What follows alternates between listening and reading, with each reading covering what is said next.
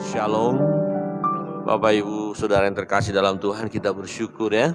Tuhan terus menjaga kita, memelihara kita dan memberi yang terbaik bagi kita.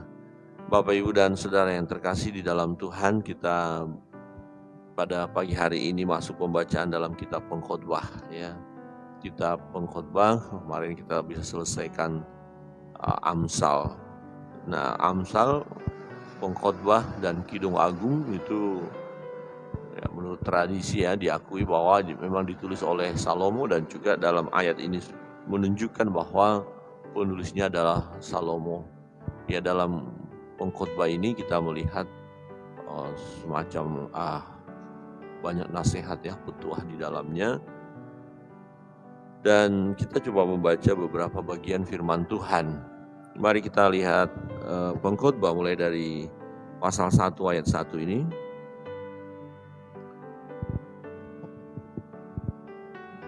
Ya, dikatakan, inilah perkataan pengkhotbah anak Daud raja di Yerusalem ya. Inilah pengkhotbah, perkataan pengkhotbah ya.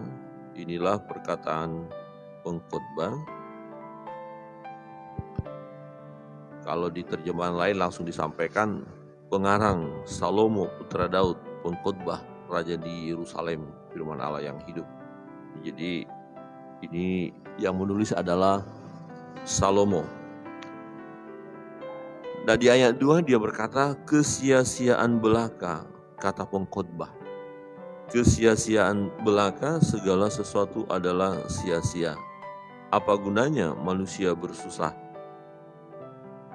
dengan jerih payah di bawah matahari. Jadi dia melihat bahwa satu perjalanan hidup ya semacam siklus berputar begitu aja. Ya, jadi semacam ya nanti naik turun lagi, turun naik lagi ya begitu ya. Jadi dia berkata sia-sia. Ya, hanya berbahaya kalau kita menafsirkan ayat ini berkata, oh kalau hidup ini sia-sia, kenapa kita harus hidup ya? Nah, nanti kalau kita membaca seterusnya ya dalam ya narasi ini, bahwa dia mau berkata jika kita tidak melibatkan Allah di dalamnya atau tanpa kita mengenal Allah, yang kita lakukan segala sesuatu ini adalah sia-sia ya. Jadi itu akan berputar terus, itu aja gitu loh ya. Maka dikatakan keturunan yang satu pergi dan keturunan yang lain datang, tetapi bumi tetap ada. Nah, ada orang yang ya sudah usia tua meninggal, dia punya anak, anaknya terus nanti jadi tua lagi. Ya, dia punya anak, nanti anaknya terus tua lagi meninggal dan punya anak, begitu terus. Ya. Nah, Bapak Ibu tahu nggak dalam silsilah keluarga generasi keberapa Bapak Ibu dalam leluhur gitu? Ya, kalau saya Siahaan ya, Siahaan Hinalang. Dari Hinalang nomor 14. Jadi Siahaan yang pertama itu punya anak, cucu terus 1, 2, 3, dan saya generasi ke-14. Anak saya yang ke-15, nanti anaknya lagi yang ke-7, ke-16, seperti itu. Tapi yang ganti, muter. Ya, muter aja. Ya. Jadi keturunan yang satu pergi dan keturunan yang lain datang, tetapi bumi tetap ada. Kapan bumi ini berakhir? Enggak, seorang pun enggak ada yang tahu. Ya, tapi itu aja berputar. Matahari terbit, matahari terbenam, lalu terburu-buru menuju tempat yang terbit kembali. Loh, sekarang sudah pagi ya? Iya, pagi. Loh, kemarin? Ya, hari kemarin kita baru kayaknya sejenak aja kita istirahat begitu. Nah, nanti tiba-tiba kita udah sore hari, ngobrol-ngobrol, udah sore ya. Nah, terus malam lagi. Habis itu istirahat, tidur. Pagi lagi. Lah, itu terus muter. Angin bertiup ke selatan lalu berputar ke utara. Terus menerus ia berputar, dan dalam putarannya angin itu kembali putar. Apakah ada angin yang pergi kemudian tidak kembali lagi? Atau angin itu kemana sih perginya? Kita bisa rasakan tapi kita tidak bisa lihat. Kita tidak bisa tahu kemana dia berputar. Apakah angin yang sama yang saat ini misalnya berhembus dari sebelah kanan kita ya, terus apakah angin yang sama juga yang berhembus, yang kembali lagi kok ada kita rasakan?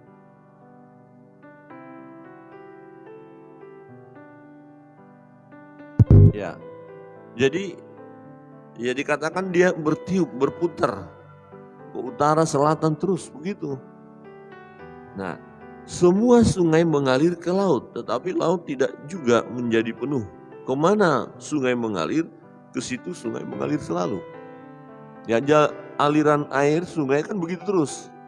Ya nggak pernah dia, coba-coba jalur lain deh. Air nggak pernah, sungai nggak pernah, coba jalur lain, nggak mau deh, bosan jalur ini, enggak. Ya karena memang ya dari dataran tinggi ke dataran rendah. Ya di mana air itu dapat dataran rendah itu, sekali dia ketemu itu ya air yang terus mengalir ya pasti lewat itu. Ya nggak mungkin dia sengaja muter-muter dulu. Ya, dia nggak mutar-mutar tapi terus begitu aja. Nah, semacam ke rutinitas. Ya sepertinya semuanya sia-sia. Ya, segala sesuatu menjemukan sehingga tak terkatakan oleh manusia. Mata tidak kenyang melihat, telinga tidak puas mendengar ini. Wah, indah sekali pemandangannya. Ya indah, kemudian bosan kan, ingin cari yang lain. Kalau misalnya gini, kita nggak bosan lihat sesuatu, pasti kita maunya ke situ aja. Ya tapi orang yang namanya rekreasi, kalau udah ke satu daerah disuruh ke sana lagi bosan, gitu-gitu aja. Dia akan cari lagi untuk memuaskan penglihatannya. Ya, nah dia mendengar, ketika dia mendengar sesuatu dia rasanya ada ketidakpuasan juga, ingin lagi mendengar berita yang lebih lagi. Nggak puas. Jadi manusia ini sebenarnya nggak puas tentang hidup ini. Nah ini manusiawi ya, manusiawi. Ingin lebih, ingin lebih. Ya kadang-kadang udah punya ini, ingin lebih lagi, punya itu dan punya seterusnya. Nah apa yang pernah ada akan ada lagi, dan apa yang pernah dibuat ya akan dibuat lagi. Tak ada sesuatu yang baru di bawah matahari. Nah kita mau berkata ada yang baru yang mana? Ya dalam kehidupan ini ya itu semua sudah ada, itu berputar. Ya, itu berputar. Ada sesuatu, adakah sesuatu yang dapat dikatakan lihat ini baru? Ya, ini pertanyaan yang tidak perlu dijawab ya. Lihat ini baru, ada nggak? Enggak ada. Itu sudah ada. Sebelumnya sudah ada. Ya. Tetapi itu sudah ada dulu, lama sebelum kita ada. Nah, kenangan-kenangan dari masa lampau tidak ada, dan dari masa depan yang masih akan datang pun tidak akan ada kenangan-kenangan pada mereka yang hidup sesudahnya. Ya, masih bisakah kita mengenang apa yang sudah lewat? Ya lama-lama pasti lupa, awalnya mungkin ya oke saya melihat, tapi lama-lama hilang kok, pudar. Ya maka sejarah peristiwa semakin jauh dengan perjalanan hidup, maka sejarah bisa dilupakan. Ya karena semakin jauh, dan perubahan di masa depan ya juga membuat masa lalu itu kita bisa hilangkan. Bahkan masa depan ini pun ketika kita sudah ada ini, nah kemudian ada generasi penerusnya kita nggak ada, mereka di masa depan itu tidak akan juga ingat akan kita juga akan terlupakan. Jadi manusia ini yang hidup sekarang akan terlupakan. Jadi apa yang perlu kita banggakan?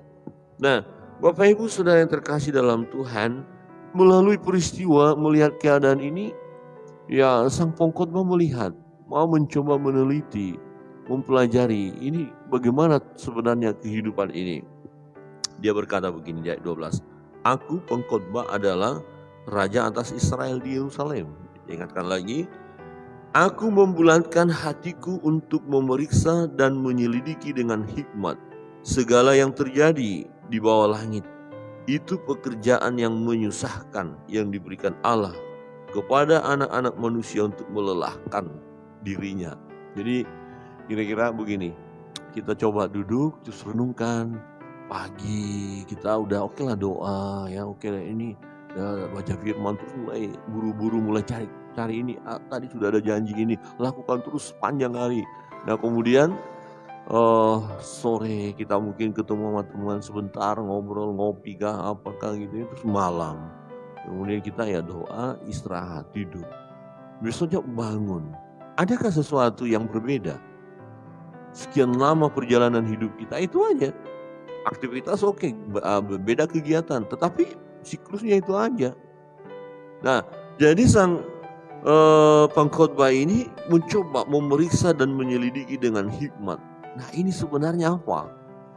Ya, angin tadi utara selatan, ada orang lahir, ada orang yang meninggal, lahir meninggal muter-muter. Ini ada apa? Ya kira-kira begitu.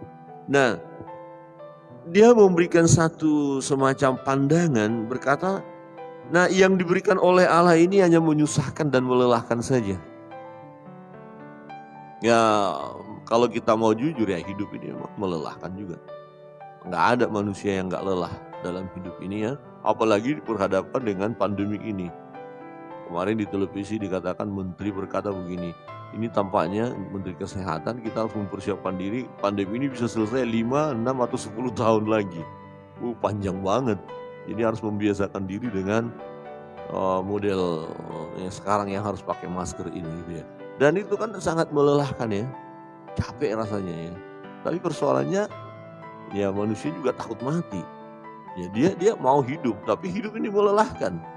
Nah, kalau gitu mati saja, nggak mau, takut mati juga. Ya. Terus bagaimana dong? Nah, sang pengkhotbah berkata begini, aku telah melihat segala perbuatan yang dilakukan oleh orang di bawah matahari, di bumi ini ya, di bawah matahari artinya di bumi. Aku melihat kehidupan ini, tetapi lihatlah segala sesuatu adalah kesia-siaan dan usaha untuk menjaring angin. Jadi kita mau nangkap angin, jaring angin yang nggak bisa. Ya apa yang kita mau ambil akan hilang. Misalnya begini, satu contoh saja, saya mau kaya. Oke saya bekerja luar biasa. Ya, kemudian saya dapat kekayaan itu. Nah tapi kemudian saya meninggal. Apa kekayaan itu bisa saya miliki? Apa saya mati bawa kekayaan itu? Enggak. Ya, jadi ya lahir dengan telanjang, ya mati dengan telanjang juga. Enggak bawa apa-apa. Ya seperti pujiannya, ku tak membawa apapun juga saat ku kembali ke surga. Kembali kepada Allah, enggak bawa apa-apa. Nah tapi waktu kita masih di bumi, ya sebelum meninggal betapa luar biasanya ya. Jadi menjaring angin gitu ya. Mau mengambil lebih banyak tapi enggak dapat apa-apa. Nah satu kesia-siaan ya, jika kita mengerjakan itu semua tetapi tidak kita nikmati hidup ini. Nah, saudara yang terkasih dalam Tuhan, semuanya sudah tertata seperti itu ya, sudah ada. Maka dikatakan yang bengkok tak dapat diluruskan dan yang tidak ada tak dapat dihitung. Saudara mau menghitung yang tidak ada? Ya nggak bisa. Yang tidak ada itu nggak dapat dihitung. Aku berkata dalam hati, lihatlah aku telah memperbesar dan menambah hikmat lebih daripada semua orang yang memerintah atas Yerusalem sebelum aku. Dan hatiku telah memperoleh banyak hikmat dan pengetahuan. Kita tahu bahwa Salomo adalah seorang yang penuh hikmat. Ya, jadi kalau dia bicara ini bukan hanya bicara yang ngaur. Ini orang ya kalau berbicara sumber kalau dari Salomo sendiri sumber yang membicarakan ini kita terima sumber itu gitu loh. Karena yang memberikan itu adalah orang yang berpengalaman, orang yang ya berhikmat, penuh hikmat, bukan hanya sekedar punya hikmat, tapi dia memang orang yang bijaksana. Akhirnya dia berkata, ya dia sudah punya, dia seorang raja yang terkenal, dia punya ya anak-anak banyak, istri aja banyak. Ya mau ada orang bilang, oh kalau istri banyak bahagia, Pak Salomo akan berkata enggak, saya udah punya, enggak bahagia juga. Oh saya punya banyak harta, saya bahagia. Ya bisa Raja Salomo akan berkata enggak, semua sia-sia, lewat juga. Ya terus apa dong? Dan dia bilang saya sudah punya hikmat nih, terkenal. Jadi aku selidiki, aku teliti, ya semuanya sia-sia, itu aja nanti mutar. Nah kemudian di ayat 17 dikatakan, aku telah membulatkan hatiku untuk memahami hikmat dan pengetahuan, kebodohan dan kebebalan. Tetapi aku menyadari bahwa hal ini pun adalah usaha menjaring angin. Dia tidak akan bisa mengerti rancangan Allah secara sempurna. Nah itu. Jadi dia mau coba, kalau orang berhikmat itu bagaimana? Dia mulai orang-orang berpengetahuan itu, orang yang bodoh itu bagaimana, orang yang bebal. Maka kita lihat dalam kitab Amsal, yaitu ada orang yang berhikmat, takut akan Allah, ada orang yang bebal, ya ada orang bodoh, ya bagaimana? Ya hanya memang akhirnya garis akhir hidup mereka sih berbeda ya. Ya, pengalaman hidup berbeda. Ya, tetapi itu semua ya Salomo katakan di waktu dia mau mempelajarinya semua, ya dikatakan sia-sia usahanya untuk mempelajari. Jadi bukan sia-sia hikmat itu, bukan sia-sia kehidupan itu, tapi dia waktu mempelajarinya. Ya, tetapi aku menyadari bahwa hal ini pun adalah usaha menjaring angin. Usaha untuk mengetahui supaya mendapatkan kesempurnaan tentang karya Allah ini adalah satu kesia-siaan. Tidak bakalan bisa dia memahami secara sempurna. Ya, karena di dalam banyak hikmat ada banyak susah hati, dan siapa memperbanyak pengetahuan, memperbanyak kesedihan. Jadi dalam hukum belajar begini, semakin kita banyak belajar, semakin kita bodoh. Kenapa? Semakin banyak yang kita tidak tahu. Ya, kalau kita sedikit belajar, wah kita hebat banget. Tahu saya ini. Ini aja ilmu kita kan hanya, tapi semakin tinggi ilmu kita, semakin kita bisa melihat sesuatu yang semakin luar biasa. Begitu. Jadi kita semakin punya hikmat, ya makin banyak susah hati. Ya, jadi orang yang punya kepekaan ya melihat sesuatu, dia bersusah hati loh. Misalnya begini, saya nggak ngerti apa-apa, saya lihat mau orang itu ya hancur apa, nggak terlalu peduli saya senang aja. Tapi kalau orang yang berhikmat, maka dia kenapa ya? Mungkin dia kan banyak doa juga, Tuhan orang ini bagaimana ini? Ya, jadi semakin dia banyak mengetahui, jadi dia bisa peka melihat hal yang tidak benar, maka hatinya akan gelisah itu. Ya, nah siapa memperbanyak pengetahuan, memperbanyak kesedihan, karena semakin apa ya? Ya semakin menyadari bahwa dia banyak sekali tidak tahu apa-apa. Semakin pintar, semakin banyak dia melihat ya kekurangannya, ketidakmampuannya. Jadi orang yang belajar ini, orang yang penuh hikmat ini, akhirnya menyadari semua tidak ada apa-apanya. Jadi nggak ada yang harus disombongkan, nggak ada yang harus dibanggakan. Ya, toh semuanya akan berlalu. Bapak Ibu Saudara yang terkasih dalam Tuhan, Salomo mengungkapkan satu rahasia dalam kebenaran ini. Nanti memang kita bisa mengerti secara keseluruhan ketika kita ya pasal demi pasal kita akan pelajari. Ya, tetapi ini bukan sesuatu pernyataan orang yang lagi stres. Ya, lagi stres, kecewa dalam hidup, kemudian dia berkata, udah sia-sia hidup, lebih baik saya nggak hidup lagi. Bukan yang ditulis oleh orang yang putus asa, yang tidak punya pengharapan, bukan. Ini ditulis oleh seorang yang berhikmat, ya, dalam keadaan sadar tentunya, bukan karena ketidakmampuan menghadapi perjalanan hidup. Jadi ada orang berkata gini, ada sia-sia hidup ini, nggak usah hidup lagi. Ya, dikatakan itu karena dia punya masalah, punya persoalan yang begitu berat dan dia tidak mau menyelesaikan atau merasa ya sudah tidak ada artinya hidup ini. Nah, berarti dia berkata ini sia-sia hidup ini karena apa? Ya stres, karena putus asa, karena hilang pengharapan. Nah, Salomo menulis ini bukan karena pada saat dia kehilangan pengharapan, enggak. Dia seorang raja, dia punya semua. Artinya jadi dalam kesimpulan nanti kita melihat kalau ini semua hidup ini kita jalankan yang biasa rutinitas muter tanpa kita melibatkan Allah di dalamnya, maka semua akan sia-sia, akan percuma. Kalau kita mau membanggakan hidup ini, enggak ada yang harus dibanggakan. Kalau kita melihat dan kemudian berkata, wah saya punya ini dan itu, kemudian kita mulai menyombongkan diri, enggak ada gunanya. Ya gambaran tadi kita udah dapat harta banyak, tiba waktunya kita meninggal, siapa yang mau menikmati harta itu? Apa kita bisa bawa ke dalam dunia orang mati? Enggak. Nah, untuk itu Bapak Ibu Saudara yang terkasih dalam Tuhan, dalam Pengkhotbah pasal pertama ini yang kita melihat kebenaran firman Tuhan bahwa segala sesuatu akan menjadi sia-sia jika kita tidak melibatkan Allah di dalamnya. Untuk itu, mari serahkan hidup kepada Tuhan. Andalkan Tuhan. Ya, kita mau berserah sepenuhnya hanya kepada Tuhan. Apapun yang terjadi. Ya, tidak ada misalnya pandemi ini sendiri tidak ada yang datang tiba-tiba. Kalau kita belajar kebenaran firman Allah dari penciptaan sampai ke akhirnya, ini sudah selesai. Tidak ada karya tambahan dari Allah. Enggak ada, sudah sempurna. Kita ini hanya menjalankan saja. Gambarannya kalau sebuah cerita buku, ya dalam buku itu udah sampai selesai.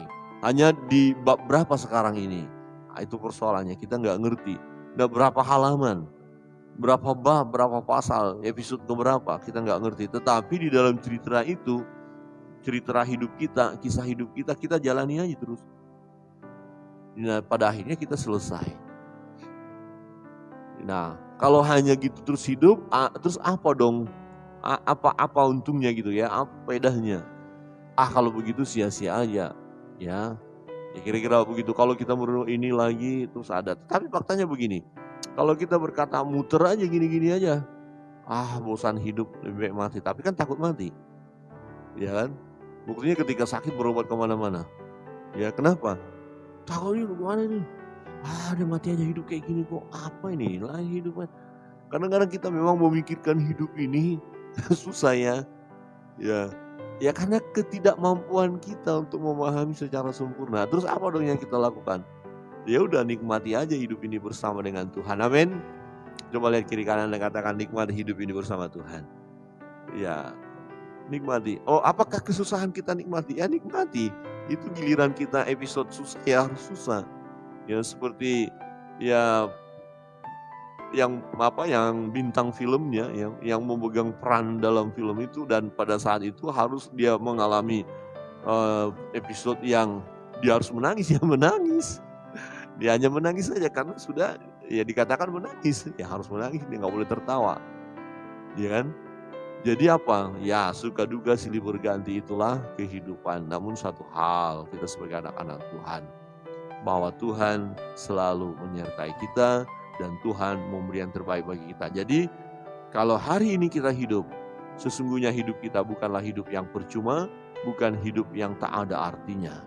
Ya, kita adalah pribadi-pribadi yang berguna, yang berharga di mata Tuhan. Sebab Tuhan sudah selamatkan kita, yang sudah pilih kita, bahkan Dia tetapkan kita untuk berbuah banyak. Kiranya kebenaran firman Tuhan pagi hari ini menolong kita, supaya kita mengerti jalan hidup ini, hadapi segala sesuatu bersama dengan Tuhan. Jangan kecewa, jangan putus asa. Ketika kita tidak mengerti banyak hal, kita mau datang saja kepada Tuhan. Kita tidak akan sanggup memahami secara sempurna. Tetapi yang jelas, kita harus menyerahkan diri kepada Allah. Kita harus menyerahkan diri kepada Tuhan. Dia bertanggung jawab dalam hidup kita. Mungkin kita hari ini mengalami banyak masalah, banyak beban pergumulan. Masih pada episode penderitaan sekarang.